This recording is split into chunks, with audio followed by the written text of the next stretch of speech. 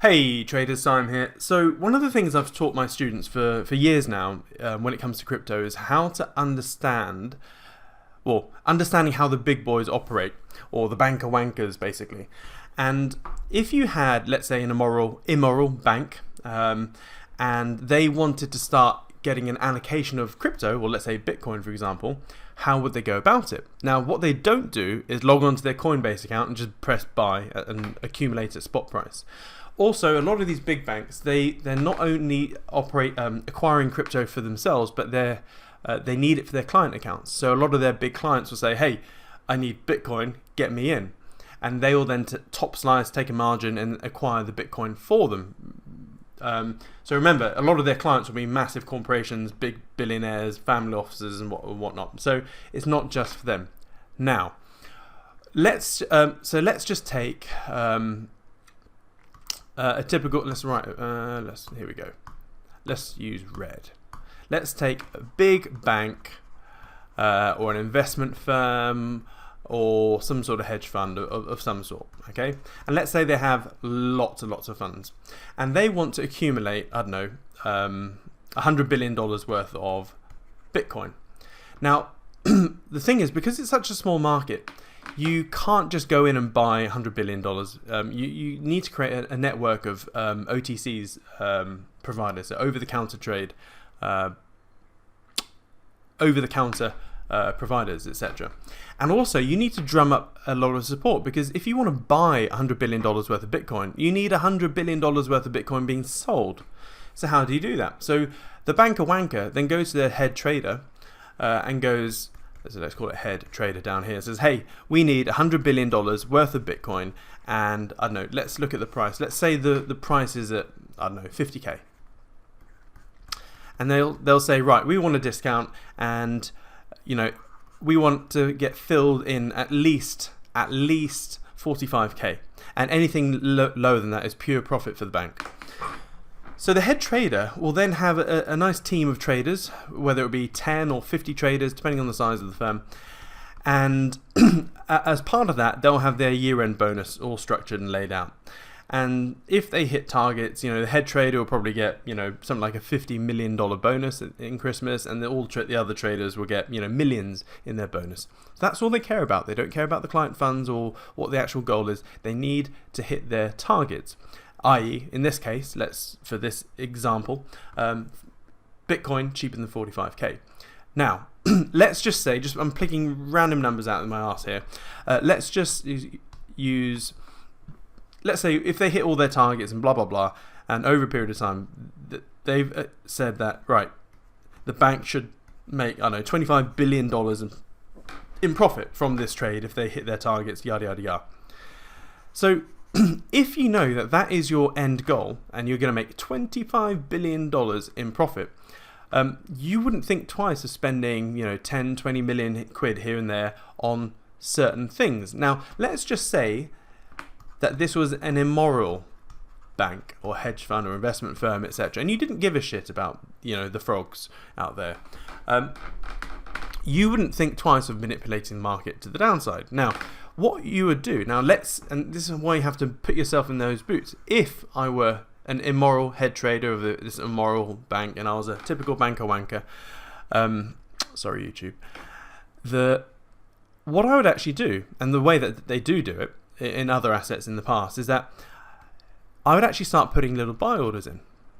So, little buy orders in, little buy orders in, and don't forget, even though you're a trader, you have other things at your use. You will have journalists on your payroll, that you secretly pay. You'll have PR firms. You'll have hackers that you'll use. You will have newspaper companies, or just newspaper companies and media, etc. Now, let's say the whole caboodle, all of these people doing your evil bidding, let's say it only costs 20 million quid a year. So $20 million a year. That is chump change compared to the $25 billion that you're going to make in profit. You wouldn't even think twice of spending 20 million or more. Even 100 million. How many people could you bribe or bend to your will with $100 million? And if they're really dodgy, they can use violence and extortion. So what you then do is you start buying. You're getting a little position, let's say, I know, $10 billion worth. You're buying, the price goes up, 10 billion, blah, blah, blah. And at the same time, you're getting these journalists and these other people to leak it, say, oh, this massive bank is buying, etc. And all of a sudden it gets leaked, and then it starts attracting lots of people. Plus, you created the trend on the chart because you have enough money to create a trend on the chart. So guess what happens? The retail market, so i.e. the Muppets, us, come wading in and go, ooh, oh my god, yeah, let's buy. And then all of a sudden, you're analysing the order flow, the order book and whatnot. And when it gets to the point where there's, roughly, over a period of time, $100 billion worth of buy orders coming in and buys, well, guess what you're going to do? You're going to dump the 10 billion that you've just accumulated and actually short the market in a big way. So you're now selling your position and shorting the market like crazy. At the same time, you're telling all your journalists, etc., hey, market's dead, FBI is investigating, blah. You just make up rubbish. FUD. Pure FUD. And the market then crashes. And now you have this benchmark of $45,000, but being a nice greedy immoral trader, blah blah blah, you want a lot lower, and you know that everyone is eyeing up that $30,000 level. So what you're going to do is all of this is pure profit for them. So, and then there's a key level at say 40. So what you're going to do is you're going to drive mass fear. So you're going to bust it straight through that. But you're never going to hit the 29, 30k, which everyone then starts becoming super bearish. And you accumulate, you get your mass load in between sort of 33, 36 or whatever, and start buying where everyone is selling. And remember, look at some of my YouTube videos back a month ago. I said we would never hit the 30k level, and probably they start accumulating around 36k, 35, and that's exactly what's happened. Now, when you have your full position in, what are you going to do? You've got your $100 billion worth, you've been filled at say between 35 and 40k, you're happy as Larry, whoever the hell Larry is. So what are you going to pay your journalists and shills and YouTubers and influencers? You're now going to start leaking positive news. So you've leaked bad news and hacks, or hell, you even got a hacker to hack some exchanges, and then you get the PR firm to really talk about the hack that you've done all the way down. Well, now you're going to do loads of positive news and push the hell up. So what's happening? So one of the things is you have this carousel of news. I can't draw a carousel, something like that. And so you got got the FUD carousel, and you got the the good news stuff. Well, now that you're fully in and you want the market to go up, not only are you going to take profit on your sell trades or your shorting positions, you're then going to start going long using leverage, and you're obviously accumulating at market with OTCs and getting deals. You want this to go up. You're going to make profits as it goes up now. So you then start spinning up the good carousel. What's happened this week? We've had so far Russia declaring that crypto and Bitcoin will be treated as currency. That's good. What the domino effect of that is that other countries will, that's a huge country, Russia, other countries will follow suit. Eventually we'll be in a world where Bitcoin is currency in every country, which means capital gains tax disappears for your Bitcoin. Also means extra regulations because it's now a regulated asset, yada yada yada. So one day I probably won't be able to make YouTube videos and teach and say, hey, buy this, buy that. So hey ho. We also have indications that, KPMG is now acquiring Bitcoin for its balance sheet. Tesla has said that they've in 2021 they've had $2 billion worth of Bitcoin. So you're gonna see things boom. And I think we are near the bottom of it. And one little thing which I tend to look at is this. If we go to Glassnode, let's log in. Go to my little dashboards, top bottom alerts. My favorite bottoming indicator is the SSR oscillator. So again, I've taught people this. So I can't doodle on this. 1 second. I'm going to take a screenshot and I'll be right back. And voila, we have the SSR oscillator here.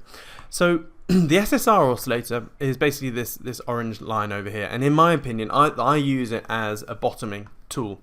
So I personally look at this -2 level. So whenever this SSR oscillator gets into this -2 band, I use this as a bottoming indicator. But I sort of put my own little filter on it, because it doesn't always get the proper bottom. Sometimes there's a bit of a lag, like here, you go, oh sweet, but then it carries on falling, etc. What I tend to do with this SSR oscillator, because I don't want to be trapped in catching a falling knife, is I always wait till there's a nice uptick. And when I say an uptick, I like a nice positive move to the upside. So like here, unfortunately I would have been caught on that one. A nice positive move here, positive move to the upside, positive move to the upside, likewise, and likewise.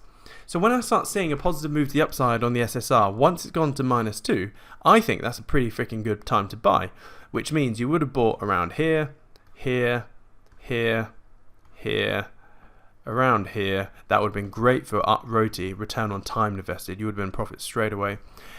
Here, you would have got in, yes, around there, so you would have made a nice profit.